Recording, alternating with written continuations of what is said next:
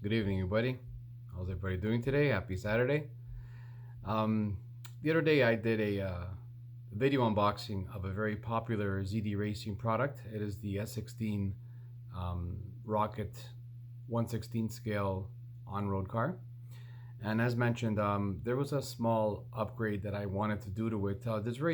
You can do as much as you want to it, but um, I'm a big fan of their electronics. I find that their electronics are pretty foolproof, and they're built pretty robust. The only weak spot that I've been finding with ZD Racing is their motors. Their motors are a bit on the low side in terms of kV and ultimately top end speed. So basically, what I've done is as mentioned, I have an orange brushed model, and as for my video unboxing shows, I have the blue brushless model. So because the brushless model comes with the orange um, chassis, what I've decided to do was basically swap out the bodies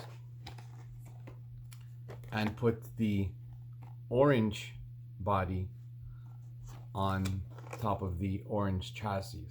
So everything pretty much matches.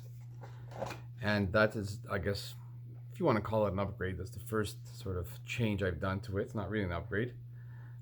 But most importantly, what I've done was I've changed something that's even more important. Just disconnecting the lights for you right now.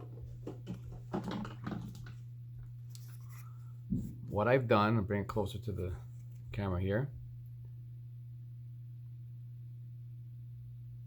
Might be a bit blurry. Anyway, in case you guys can't read it, what I've installed right here is a Racer Star 2435 size 6100 kV motor. As you can see, I kept the original 15C ZD Racing 2S LiPo, and everything else is stock. I've tried running it just in the kitchen here just a short time ago, and you see an immediate boost in power and torque just from this little guy right here. The 380 size brush motor in the brush model is a little bit bigger, but it's obviously doesn't come close to what this motor can produce in terms of RPM. The stock 2435 brushless motor that this car comes with is a 3300 kV unit.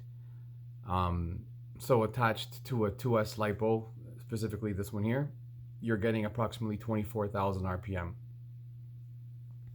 With this motor here being a 6100 kV unit with the same 2S LiPo, I am pushing over 45,000 RPM. So it is almost double the power for basically $15 Canadian. So it's amazing what a small upgrade can do to the performance of a small car like this.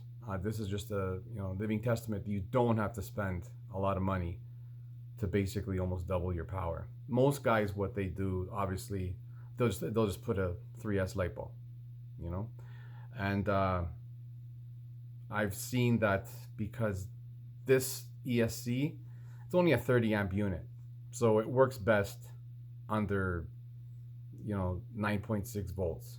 Okay, so I'm not sure why guys would actually throw a 3S and basically overheat the ESC and in some case burn it out, when really all you got to do is spend even less money and just either get a larger motor pinion or change the motor. What I did, I used the stock motor pinion from the original brush motor. I just pulled it out, put it in this one, attached it in, put it back in, and it's a very, very easy upgrade. All I had to do was take off these 4 screws right here, 1, 2, 3, 4,